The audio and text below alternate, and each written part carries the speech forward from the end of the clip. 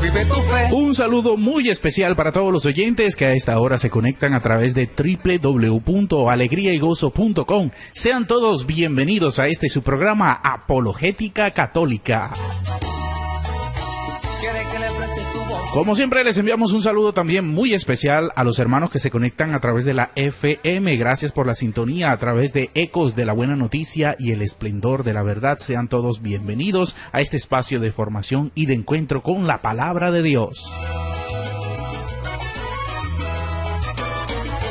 Como siempre, la invitación para todos los hermanos que tengan alguna duda, alguna pregunta, que quieran aportar algo con respecto al o a los temas que hemos dado durante su programa Apologética Católica, pues pueden hacerlo a través de nuestro WhatsApp 312-698-4579, 312-698-4579. Católico, vive tu fe. Ama a Jesús y compromete. Bueno, sin más preámbulos, vamos a darle la bienvenida al Padre Miguel Ángel, que ya se encuentra con nosotros aquí en las instalaciones de esta tu emisora Alegría y Gozo. Padre, muy buenos días, que el Señor lo bendiga. Muy buenos días, Henry, a todos los que en este momento entran en sintonía. Sean todos bienvenidos. Esta es la iglesia que Cristo quiso fundar. Contra ella puertas del infierno. Como siempre, vamos a iniciar con una oración. Santo y Divino Espíritu, llénanos plenamente de tu luz, de tu sabiduría, de tus dones, gracias y carismas. Concédenos la gracia de que todas nuestras obras sean inspiradas, sostenidas y acompañadas por tu presencia, para que todo nuestro trabajo brote de ti como de su fuente y tienda a ti como a su fin. Te lo pedimos por mediación de Jesucristo, que vive y reina en la unidad del Espíritu Santo y es Dios, por los siglos de los siglos. Amén.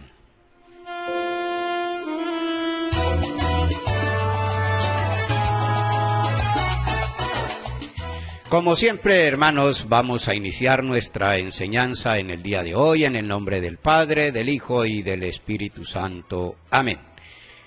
Nuevamente sean todos bienvenidos a este maravilloso encuentro con la Sagrada Escritura, porque ella es palabra de Dios, y si es palabra de Dios, pues ella nos irá a dar respuesta a todas nuestras inquietudes. Y si alguien está confundido, si alguien está en la duda, si alguien cree que lo que le han dicho no es la verdad, pues para eso estamos acá al frente de estos micrófonos, para tratar de responder y que la misma Sagrada Escritura nos dé respuesta a todas las inquietudes, a todos los problemas, dificultades que tengamos con respecto a la fe.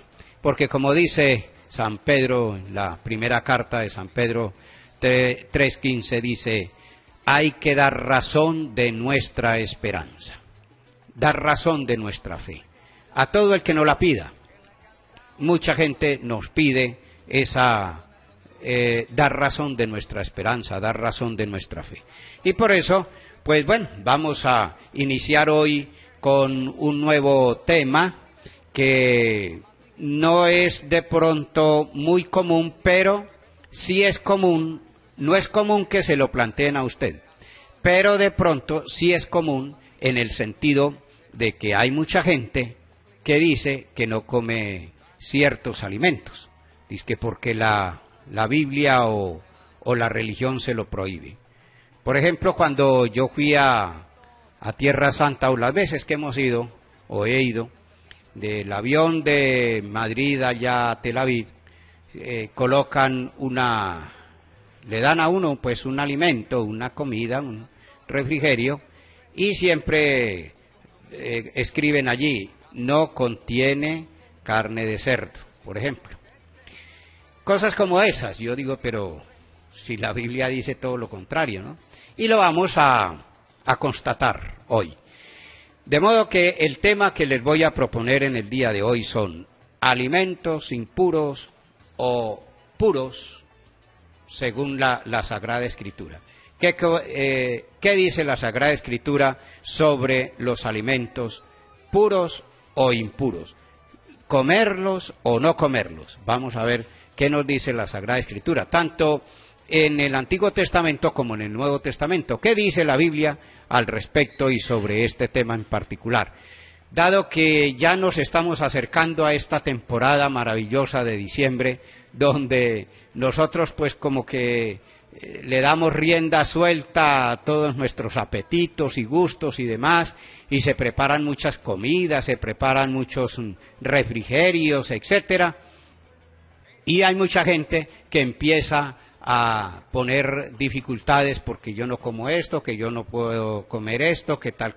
Bueno, vamos a ver qué nos dice la Sagrada Escritura sobre este particular.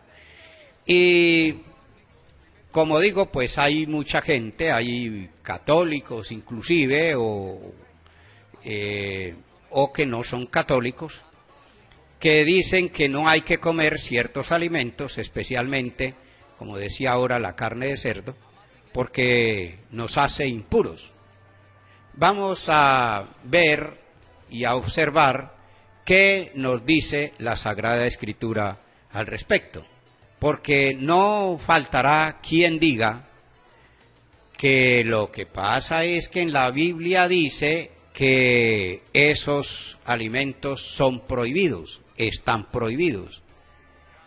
Y alguno también podrá decir, bueno, pero si nunca nos han dicho eso en la Iglesia Católica, ningún padre, ningún obispo, ningún papa ha dicho que esto se debe comer, esto no se debe comer, o etcétera. Eso no nos lo han dicho en la Iglesia Católica. Y alguno también, si usted está dialogando con una persona de estas, pues esa persona le puede cuestionar y decir, es que la Iglesia Católica no dice la verdad. Y cuando predica no se atiene a la Biblia. No dice lo que la Biblia dice. Dicen otras cosas, distinto a la Biblia. Usted podrá darse cuenta en las homilías, en las misas, en todos los cultos de los católicos, nunca hablan de la Biblia. No explican la Biblia. No le piden a la gente que lleve la Biblia. Ellos atacan de esa manera. Y ellos mismos dicen, bueno, voy a leer un texto, y le sacan el texto, por ejemplo, de que vamos a leerlo, Levítico capítulo 11, versículo 1. Levítico capítulo 11, versículo 1, del 1 al 3, y por allá creo que del 7 al 8 nuevamente. Entonces, del 1 al 3, y ellos leen esa cita bíblica, y se la escupen al católico, y el pobre católico, que no está formado, que no está educado, que no está orientado suficientemente en la fe, primero termina confundido, después termina con una serie de dudas, y empieza pues como a hacer efecto ese virus, esa cizaña que le han sembrado, y de pronto empieza a decir como que sí, como que la Biblia, si la Biblia dice que está prohibido, pues entonces nos hace impuros. Vamos a escuchar lo que nos dice Levítico capítulo 11. Yahvé habló a Moisés y a Aarón diciéndoles, hablad a los israelitas y decidles, de entre todos los animales terrestres podréis comer estos. Cualquier animal de pezuña partida, hendida en mitades y que rumía, sí lo podréis comer. Pero entre los que rumían o no tienen pezuña hendida, no comeréis camello, pues aunque rumía, no tiene partida la pezuña, será impuro para vosotros. Bueno, el versículo 7, 8. Ni cerdo, pues aunque tiene la pezuña partida, hendida en mitades, no rumía, será impuro para vosotros. Bueno, no rumia. Rumia. Rumia, sí. Bueno, ustedes dirán, no comerán esa carne, ni tampoco tocarán sus cadáveres. Bueno, en fin, y alguna persona podrá decirle, la Biblia es muy clara en esto. si la Biblia dice que no hay que comer carne de algunos animales, pues hay que hacerle caso. Hay que obedecer a lo que dice la Sagrada Escritura o lo que dice la Biblia. Y bueno, alguno podrá también cuestionarle, bueno, y además de la carne, porque solamente hablan ellos de la carne de cerdo, pero la Biblia habla de otras carnes, pues, de otros animales. Y bueno, y además de la carne de cerdo, ¿cuál otra? Entonces ellos dicen que la carne de conejo, que la carne de camello, que algunos peces, por ejemplo, el caso del camarón, bueno, en general los mariscos y muchos otros animales, que sería pues largo enumerar, dicen ellos. A esto pienso que hay que decir lo siguiente. Sin ánimo de contradecir, porque la Biblia no se contradice, pero vamos a tratar de explicar y orientar por qué la Biblia habla en esos términos, o porque Dios se le revela a Moisés y le dice que hay que advertir al pueblo sobre este tipo de alimentos, de no consumir este tipo de alimentos. Ahora bien, nosotros, aunque no todos están instruidos, orientados en la Sagrada Escritura, hay gente que sí. Bueno, yo soy católico y más o menos me defiendo con la Sagrada Escritura. Y hay otras tantas personas que hoy día se están formando en la Biblia. Y hoy día ya hay católicos que del todo no ignoran la Sagrada Escritura. Hay mucha gente que ya se está formando en la lectura, en esa relación íntima con la Sagrada Escritura. Pero antes de continuar y antes de explicar esta parte, voy a explicar algo previo. Y es que la Biblia, usted si está dialogando con una persona de estas, usted le puede decir, bueno, la Biblia se compone de dos grandes partes. Una que se llama Antiguo Testamento y otra Nuevo Testamento. Esa de Antiguo Testamento es la antigua alianza. Testamento es alianza, un pacto, un acuerdo.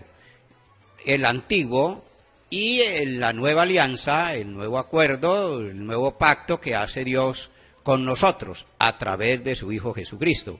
Antes fue a través de los profetas, el Antiguo Testamento, los padres, los patriarcas, etcétera.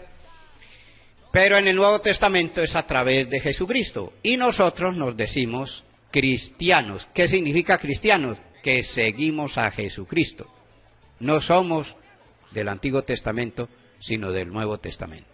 De modo que para nosotros, los católicos, la Biblia se divide en esas dos partes, grandes partes, Antiguo y Nuevo Testamento. Es la antigua alianza del pueblo de Israel con Dios y la nueva alianza.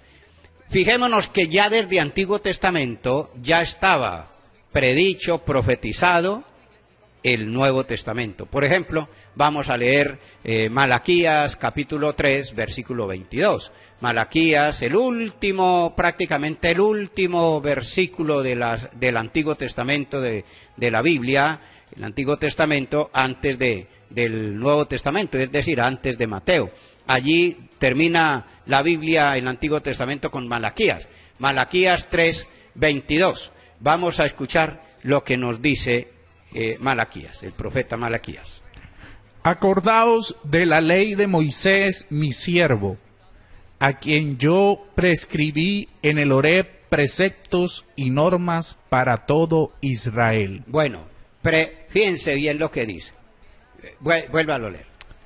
Acordaos de la ley de Moisés. Bueno, de la ley de Moisés. O sea, Dios habló en el Antiguo a Moisés y le dio unos mandamientos, unas leyes, unas normas. Bueno, siga. Mi siervo, a quien yo prescribí en el Horeb. En el Horeb, o sea, en el monte Sinaí, allí donde Dios empezó a establecer una relación muy íntima con Moisés, a hablar y a darle los mandamientos y las normas. Yo prescribí, a quien yo prescribí en el Horeb, preceptos y normas para todo Israel. Para todo Israel. Primera característica o primera diferencia. Allí dice que para todo Israel, no dice que para todos los habitantes de la tierra, no, dice que para Israel. De modo que eso eran normas y leyes para Israel, no para nosotros. Nosotros no somos israelitas, nosotros no somos judíos. Esas leyes y normas fueron para Israel, no para nosotros. Y en otras ocasiones hemos hablado de la ley, que la ley antigua queda superada, abolida por el Nuevo Testamento, por unos nuevos mandamientos, por una nueva alianza, por un nuevo pacto, que es el que viene a darnos Jesucristo. Ya lo hemos leído, por ejemplo, Hebreos capítulo 1, versículo 1, dice, en la plenitud, antes Dios habló por medio de los profetas y de los patriarcas y demás, ahora en los últimos tiempos nos ha hablado por medio de su Hijo. De modo que Jesucristo es la nueva alianza. Antes esas leyes y esas normas se las dio al pueblo de Israel. Pero no podía anular esa promesa que había hecho Dios con Abraham, por ejemplo. Porque esa ley, leamos por ejemplo Gálatas capítulo 3, versículo tal vez 17. Vamos a ver, espero no equivocarme, tal vez es Gálatas 3, 17. A ver, ¿qué nos dice? A ver si es allí. Y digo yo, un testamento ya hecho por Dios. Un testamento ya hecho por Dios que le hizo a Abraham, una promesa que le hizo a Abraham, siga. Ya hecho por Dios en debida forma. En debida forma, que fue la que le hizo a Abraham. No puede ser anulado por la ley. No puede ser anulado por la ley. Esa ley a la cual San Pablo se está refiriendo aquí, esa ley es la ley que le dio Dios a Moisés. Por eso dice que se la dio al pueblo de Israel. Al pueblo de Israel. No era para todos, no, porque para eso vino Jesucristo, a tratar de perfeccionar. No he venido a abolir la ley y los profetas, sino a darles plenitud y cumplimiento. Mateo 5, 17. Bueno, pero siga. Entonces pase ahora al versículo 19. Entonces, ¿para qué la ley? Aquí viene. Afinen el oído, pongan la lupa y pon mucha atención. Dice San Pablo, entonces, ¿para qué fue esa ley? Esa ley del Horeb, esa ley que le dio Dios a Moisés, esa ley de los alimentos y de las cosas. ¿Para qué fue? Fue añadida. Fue añadida. O sea, no fue porque Dios en su infinita misericordia quiso dárselas al pueblo de Israel. No se las quiso dar. Se las dio fue casi como obligado. Ahí mismo San Pablo lo va a decir. Perdón, vuelve y repite. Entonces, ¿para qué la ley? Entonces, ¿para qué la ley? ¿Para qué se dio la ley? Porque alguno puede preguntar lo mismo como se cuestiona San Pablo. Entonces, ¿para qué la ley? Entonces, ¿para qué la ley de prohibir las carnes y animales y todas esas cosas? ¿Para qué? Ahí viene San Pablo a contestar, a responder. Fue añadida en razón. Fue añadida, fue un añadido. Eso no fue una cuestión de promesa que hacía parte de la alianza de Dios con el pueblo de Israel, no. Fue añadida. A ver, vuélvate un momentico por allá al versículo, ¿qué será? 17 o 16. A ver, lea el 16, a ver qué dice. Pues bien, las promesas fueron dirigidas a Abraham y a su descendencia. No dice y a los descendientes, siga, como si fueran muchos, sino a uno solo, a tu descendencia, es decir, a Cristo. Siga. Y digo yo, un testamento ya hecho por Dios en debida forma, no puede ser anulado por la ley, No puede ser una mula bien. que llega 430 años más tarde. Esa es. Ahí está.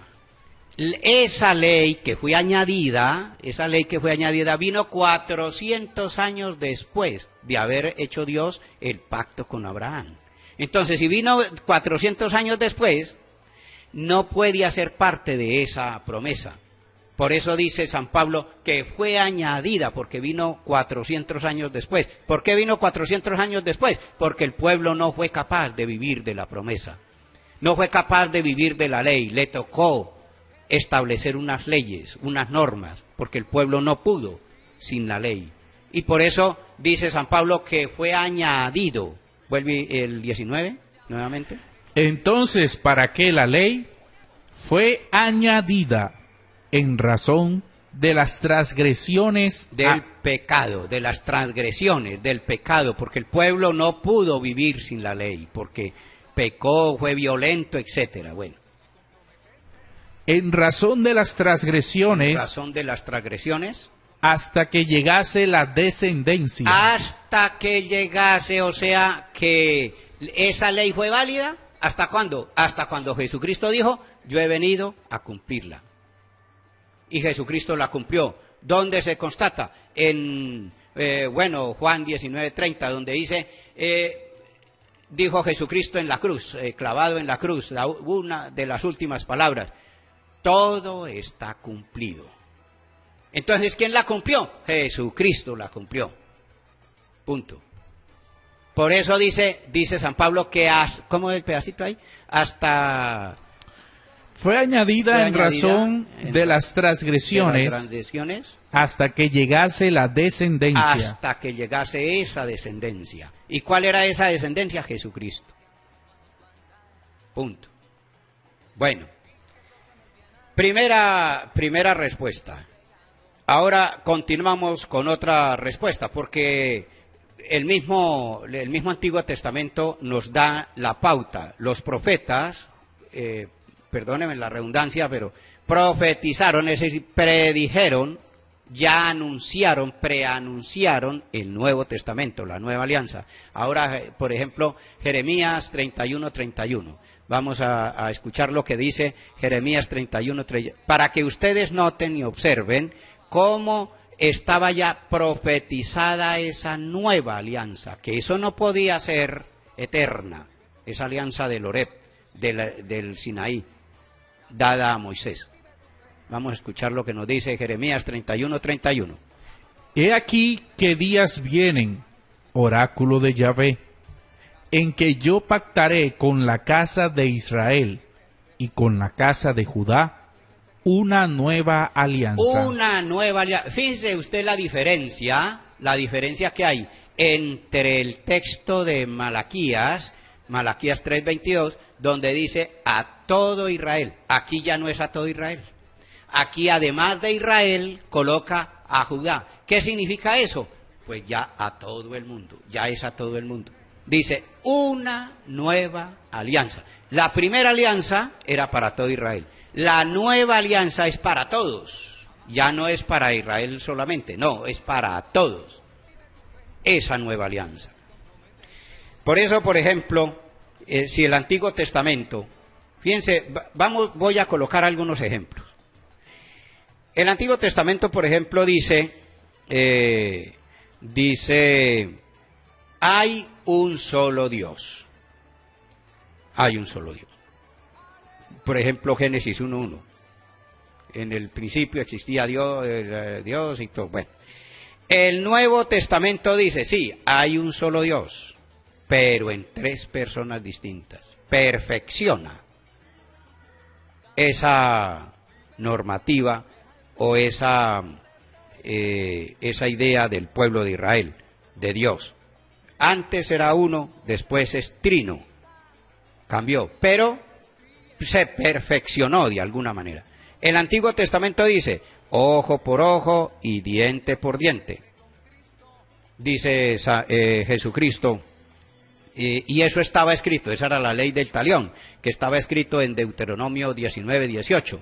Ojo por ojo, diente por diente, mano por mano, pie por pie, etcétera. Eso estaba escrito en el Antiguo Testamento. Pero Jesucristo dijo en Mateo 5:39, dice, no resistan al malvado, antes bien, si alguien te golpea en la mejilla derecha, colóquele también la izquierda. Ah, bueno.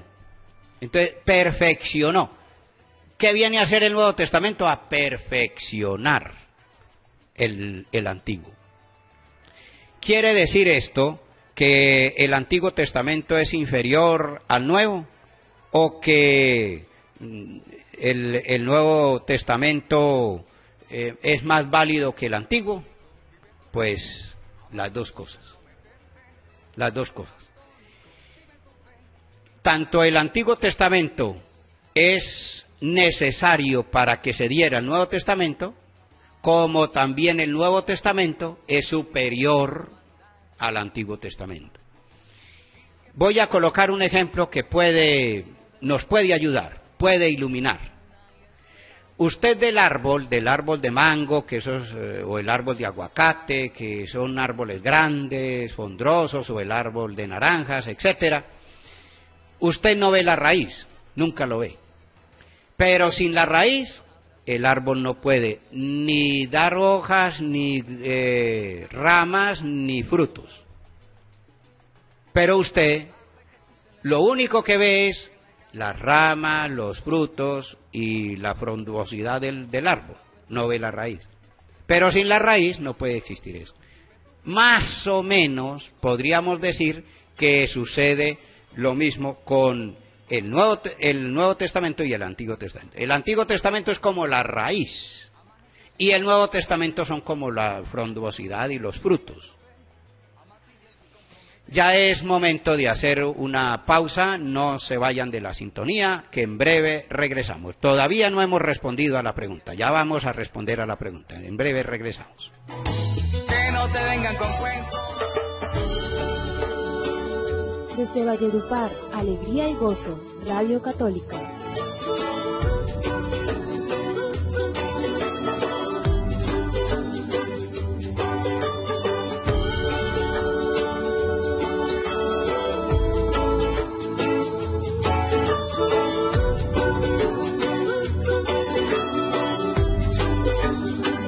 No me faltes nunca, no me faltes nunca, porque eres mi fuerza y mi razón, porque eres mi amigo, mi bastón.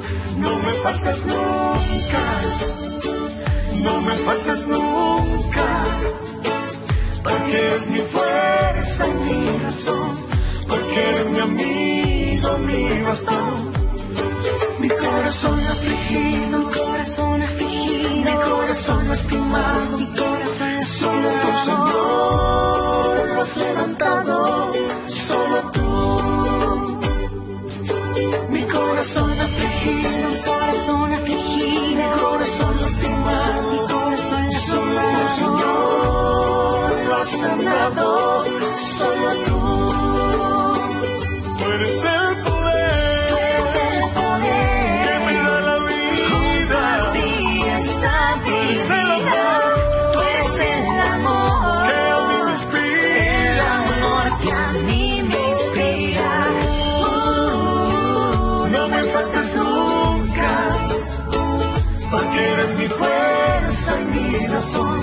Porque eres mi fuerza, mi Señor.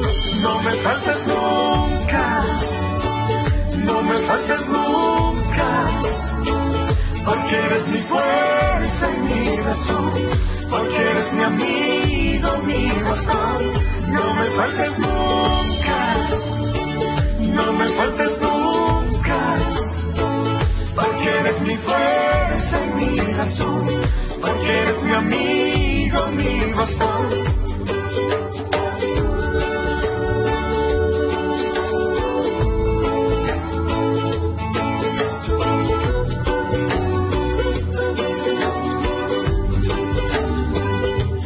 Jesús,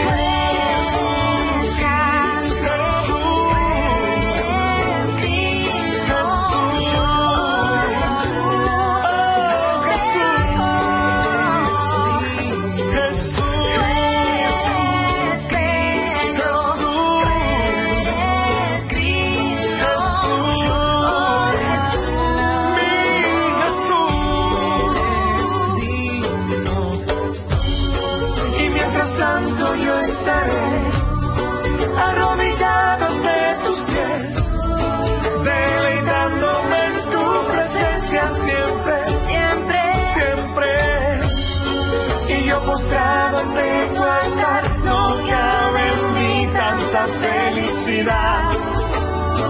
Por el amor que me tienes, no me faltas nunca. Oh, oh. Oh, oh.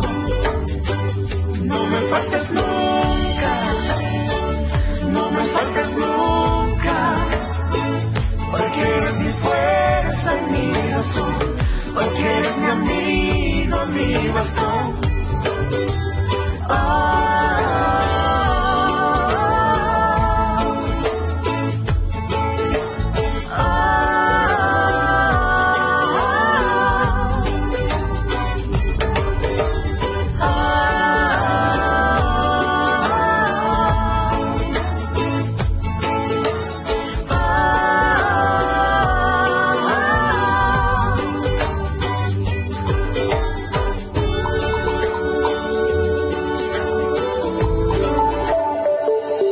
Alegría y Gozo Radio, emisora virtual. Sintonícenos en www.alegriaygozo.com o a través de nuestra app Radio Alegría y Gozo, transmitiendo desde Valledupar, Colombia, para el mundo.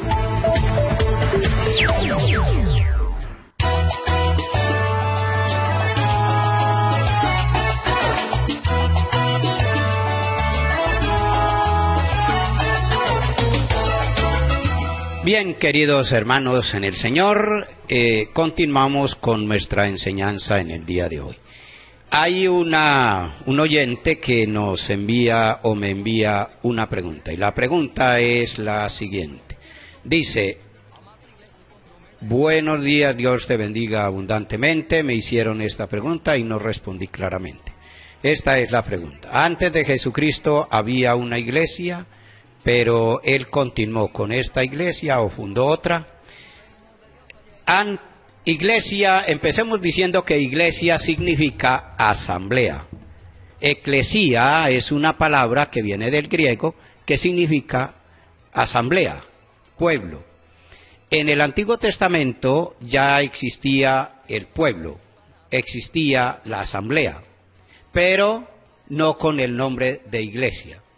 Cuando Jesucristo le dice a Pedro en Mateo capítulo 16, versículo 18, le dice a Pedro: tú eres Pedro y sobre esta piedra edificaré mi iglesia.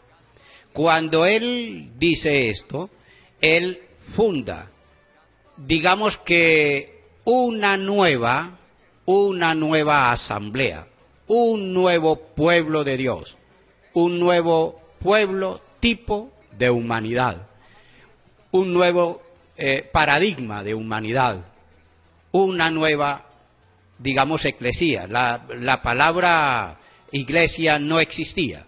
Jesucristo la utilizó por primera vez. Y allí quedó claro que Jesucristo fundaba un nuevo pueblo, una nueva eclesía, una nueva comunidad, que era la comunidad de los apóstoles. Y por ejemplo, vamos a leer para que noten ustedes que él sí hizo algo nuevo completamente. Marcos capítulo 3, versículo 13. Marcos capítulo 3, versículo 13.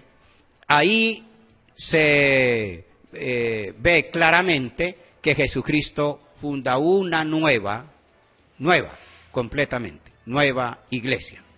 Vamos a escuchar. Subió al monte y llamó a los que él quiso. Y vinieron donde él. Instituyó 12 para que estuvieran con él y para enviarlos a predicar. Entonces, mire, fíjense, ahí empieza: llamó a los que él quiso, los nombró, los invitó y los llamó con nombre propio. Ahí ya conocemos el texto. Al uno le colocó Pedro, Simón, Santiago, etcétera. Ahí viene la lista de los apóstoles. Y los llamó y los congregó para una misión muy especial. Repita ahí ese pedacito. Instituyó 12 para que estuvieran con él y para enviarlos a predicar. Bueno, fíjense que hace referencia, el mismo ejemplo nos puede servir del árbol, la raíz y la frondosidad o los frutos, las ramas, etc. En el Antiguo Testamento habían las 12 tribus. Los 12 apóstoles hacen referencia a esas 12 tribus de Israel. Unas tribus que tenían sus nombres muy particulares. Luego, Jesucristo dice el texto, que Jesucristo llamó a 12 y los constituyó apóstoles. ¿Para qué? Para que fueran, ¿cómo es que dice? Instituyó 12 para que estuvieran con él. Primero, para que estuvieran con él. Y para enviarlos a predicar. Y para enviarlos a predicar. Y, por ejemplo, allí en Mateo capítulo 28, versículo 20, va a decir qué es lo que van a predicar.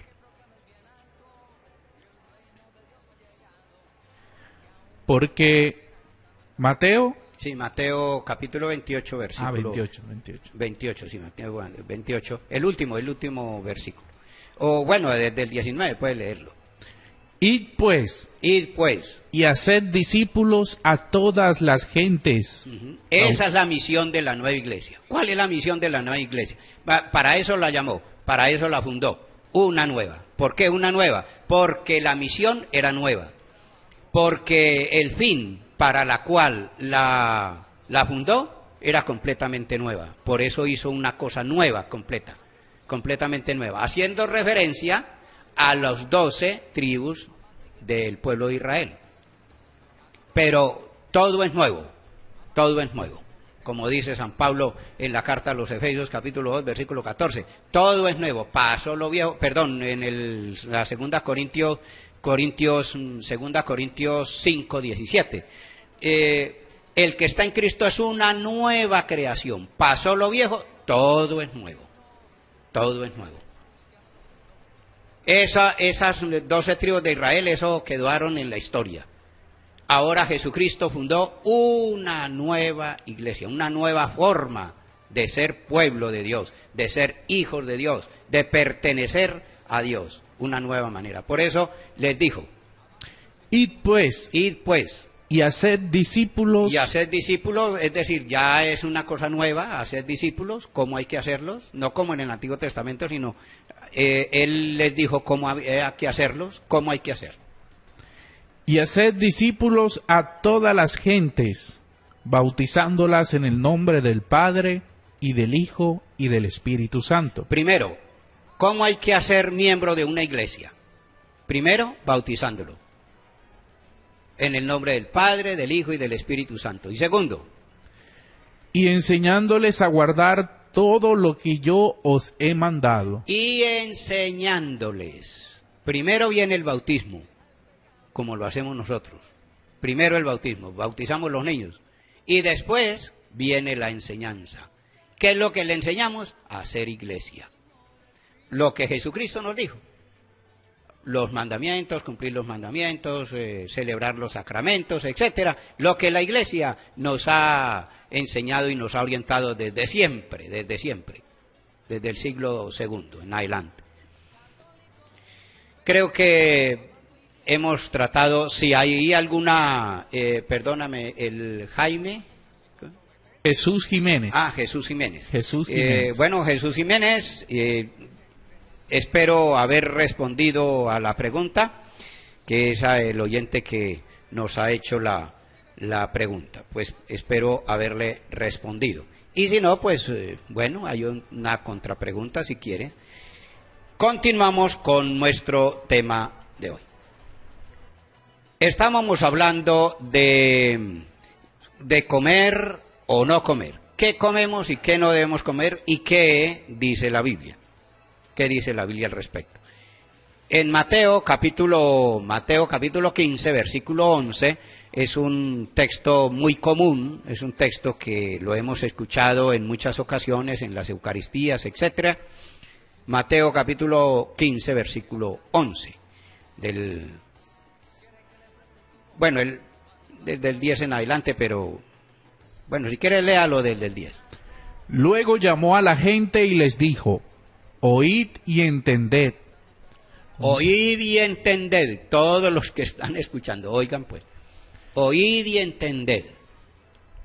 No es lo que entra en la boca lo que contamina al hombre. No es lo que entra por la boca lo que contamina al hombre. No es la carne de cerdo, si es de cerdo, si es de camello, si es de conejo, de lo que sea, o que si es mariscos o lo que es. No, ya lo dijo Jesucristo. O sea, Jesucristo es la nueva alianza, el Nuevo Testamento, la nueva ley, los nuevos mandamientos. Y él dice, ¿cuál es el mandamiento de Jesucristo? No es lo que entra en la boca. Ese es un mandamiento de Jesucristo. Nueva ley. La nueva ley dice, no es lo que entra. No es lo que entra en la boca lo que contamina al hombre. Lo que contamina al hombre. Sino lo que sale de la boca. Ah, lo que sale de la boca. Eso sí contamina al hombre. ¿Qué es lo que sale de la boca? Eso es lo que contamina al hombre. Lo que contamina al hombre. Entonces, podemos decir que las cosas que como, o los alimentos, mejor, los alimentos que como, no me pueden hacer impuro, según lo que dice Jesucristo. Pero sí me hace impuro las malas palabras. ¿No? Más adelantico dice, ¿qué es lo que hace impuro al hombre? Entonces se acercan los discípulos y le dicen, ¿sabes que los fariseos se han escandalizado al oír tu palabra? Él les respondió, toda planta que no haya plantado mi Padre Celestial será arrancada de raíz. Dejadlos, son ciegos que guían a ciegos, y si un ciego guía a otro ciego, los dos caerán en el hoyo. ¿Sigo, padre? Sí. Tomando... O sea, Jesucristo está explicando, digamos, tratando de dar a entender una explicación para lo que viene. Es como una munición de entrada, una munición a lo que va a decir. Ahora sí, siga.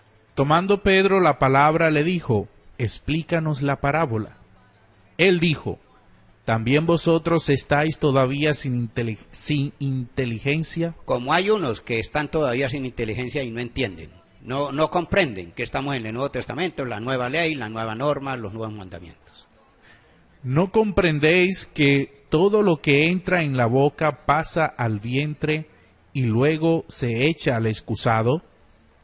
En cambio, lo que sale de la boca viene de dentro del corazón, y eso es lo que contamina al hombre. Eso es lo que contamina al hombre. ¿Qué es lo que contamina al hombre? Ahora sí.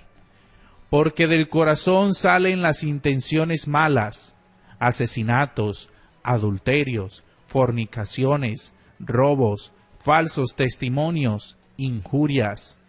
Eso es lo que contamina al hombre. Eso es lo que contamina al hombre. Esa es la doctrina cristiana. Esa es doctrina cristiana. Y si alguien no cumple eso, significa que no es cristiano. Porque la doctrina cristiana es esa. No es lo que entra al hombre lo que lo hace impuro, sino lo que sale de él. Por eso podemos comer de todo, hasta carne de cerdo, carne de lo que usted quiera. ¿Por qué? Porque no nos puede hacer impuros, porque lo que nos hace impuros no es lo que entra, sino lo que sale de nuestro corazón. Y, por ejemplo, hay muchos otros, inclusive del Antiguo Testamento, que nos dice que nosotros podemos comer de todo. Por ejemplo, vamos a leer Génesis capítulo 1, versículo 29. Génesis capítulo 1, versículo 29, vamos a descubrir lo que la Biblia dice desde el comienzo, antes de esos 430 años que hablaba San Pablo en la carta a los Gálatas 3:17. ¿Sí?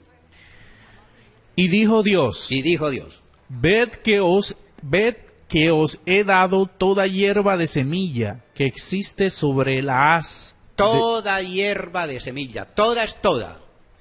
Bueno, siga.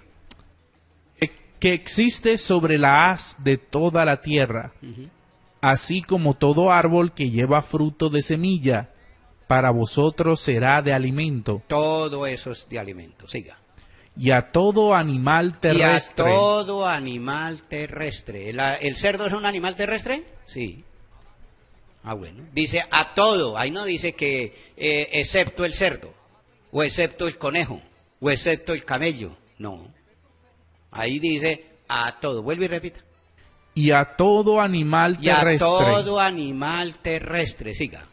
Y a toda ave de los cielos. Y a toda ave de los cielos. Ahí no está excluyendo a ninguno. Todos son todos. Siga. Y a toda sierpe de sobre la tierra. Y a toda sierpe que, bueno, se mueve por la tierra. O sea, todo animal que corre pues por la tierra. Siga. Animada de vida. Animada de vida. Que tiene vida, pues. Muerto no. Que tiene vida. Siga. Toda la hierba verde les doy de alimento. Y toda la hierba verde les doy de alimento. O sea que también uno podemos comer ensaladas. Usted sabe que nosotros comemos ensaladas, comemos muchas hierbas también. Hay muchas tiendas naturistas. Bueno, todo eso, ¿cómo? Y así fue. No, antecitos. A toda la hierba verde les doy de alimento. Todo eso les sirve de alimento. Y en el capítulo 9, versículo 3, también ahí de Génesis 9:3, vamos a confirmar, y Dios confirma esto. Todo lo que se mueve y tiene vida os servirá de alimento. Todo lo que se mueve y tiene vida os servirá de alimento, porque nosotros no somos carroñeros. Nosotros no podemos comer animales muertos en descomposición, eso no se puede, porque de por sí eso nos hace daño, obviamente. Entonces, dice, todo que sea vivo. Piedras no podemos comer porque eso no tiene vida. Todo lo que sea vivo. Bueno, inclusive desde el mismo Antiguo Testamento, ahora vamos a ver una cita del Nuevo Testamento que nos está hablando de que no podemos excluir nada. Nada se excluye de lo que nosotros comemos. Primera de Timoteo, capítulo 4, versículo 4. Vamos a escuchar lo que nos dice también San Pablo al respecto, porque alguno podrá decir, sí, pero es que aquí de todas maneras no está diciendo que comer cerdo. Pero todo es todo. Ahí no excluye. Ahí no está diciendo, les doy de alimento toda hierba, todo animal que se mueve, menos el cerdo o menos el conejo. No, ahí no está diciendo eso. ¿Por qué? Porque esa ley vino 400 años después. ¿Y por qué vino? Por las transgresiones, por el pecado, porque el pueblo no podía vivir sin la ley. Y por eso le colocó Dios la ley. Pero eso fue un añadido, dice San Pablo en la carta a Gálatas 3:19. Fue un añadido. Hasta que vinieran las promesas en Jesucristo. Hasta que viniera. Y Jesucristo dijo, no todo lo que entra es lo que contamina al hombre, no lo que entra por la boca, sino lo que sale. Bueno, vamos a escuchar lo que nos dice San Pablo. Porque todo lo que Dios ha creado es bueno, y no se ha de rechazar ningún alimento que se coma con acción de gracias. Ah, bueno, entonces hay que dar gracias más bien, porque el Señor nos coloca todo lo que se mueve y todo lo que tiene vida nos servirá de alimento. O sea que hay que dar gracias a Dios al tomar los alimentos. Con eso queda ya santificados. Más claro, pues no puede haber, ¿no? Pues como decíamos tal vez en alguna ocasión, o como alguien puede decir, ¿quién es el único que nos puede prohibir comer algo? El médico. Esto sí no lo puede comer. ¿Por qué? Porque le puede perjudicar para su salud. Es el único. Pero la Biblia no. O por lo menos en el Nuevo Testamento no. Que nosotros pertenecemos al Nuevo Testamento. Pero alguno podrá decir, sí, pero en algún otro texto que puede darme otro texto que me aclare más, o que hay otro texto en la Sagrada Escritura que aclare más esto. Claro, hay otro texto que también podemos referir, pero hasta el momento, y ya con todo lo que hemos expuesto, queda claro que podemos comer de todo.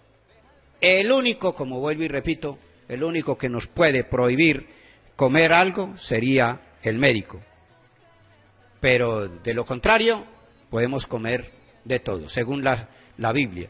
Porque la Biblia dice muy claro, ningún alimento está prohibido, siempre que lo tomemos dando gracias a Dios. Y hay otro texto bíblico, claro. Vamos a buscar, por ejemplo, Colosenses capítulo 2, versículo 16. Colosenses 2, 16. Para que ustedes ese texto se lo pueden sacar a aquella persona que intente confundirlo a usted o atacarlo. Este es un texto clave. Estos dos textos claves. Primero, Mateo capítulo 15, versículo 10, del 10 en adelante, o del 11 en adelante. Y luego este de Colosenses capítulo 2, versículo 16. Por tanto, que nadie os critique por cuestiones de comida o bebida. Que nadie os critique por cuestiones de comida y bebida. ¿Por qué? Pues por todo lo ya expuesto. Nadie nos puede criticar por eso. Así sea el que sea, nadie es nadie. Cuando en la Biblia utiliza una palabra, ese adverbio de cantidad que es todo, todo es todo. Y ahí no hay ninguna excepción. Que nadie os critique por lo que comemos o bebimos, dice San Pablo. Siga. Que nadie os critique por cuestiones de comida o bebida, o a propósito de fiestas, de novilunios o sábados. De novilunios o sábados, de fiestas o demás. Que nadie nos critique por eso. Que, por ejemplo, los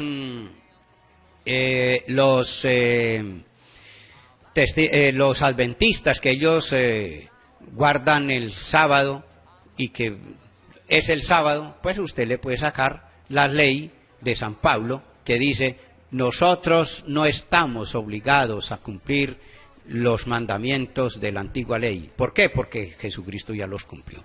Por eso nosotros estamos más bien con el Nuevo Testamento. Por eso ya queda claro que nosotros podemos comer de todo, de todo. Vamos a terminar y pidiéndole al Señor que nos conceda la gracia de siempre ser agradecidos con todo lo que el Señor coloca en nuestras manos como alimento. Por eso decimos: Padre nuestro que estás en el cielo, santificado sea tu nombre. Venga a nosotros tu reino. Hágase tu voluntad en la tierra como en el cielo. Danos hoy nuestro pan de cada día. Perdona nuestras ofensas, como también nosotros perdonamos a los que nos ofenden. No nos dejes caer en la tentación y líbranos del mal. Y a la Virgen María, Madre de Dios y Madre nuestra, Dios te salve María, llena de gracia, el Señor es contigo. Bendita tú eres entre todas las mujeres, y bendito es el fruto de tu vientre Jesús. Santa María, Madre de Dios, ruega por nosotros los pecadores, ahora y en la hora de nuestra muerte. Amén. Gloria al Padre, al Hijo y al Espíritu Santo, como era en el principio, ahora y siempre, por los siglos de los siglos. Amén. Y recuerden nuestro lema: católico instruido jamás será confundido. Católico que lee, a ningún protestante le temerá. Que el Señor los bendiga en el nombre del Padre, del Hijo y del Espíritu Santo. Amén. Buen fin de semana para todos.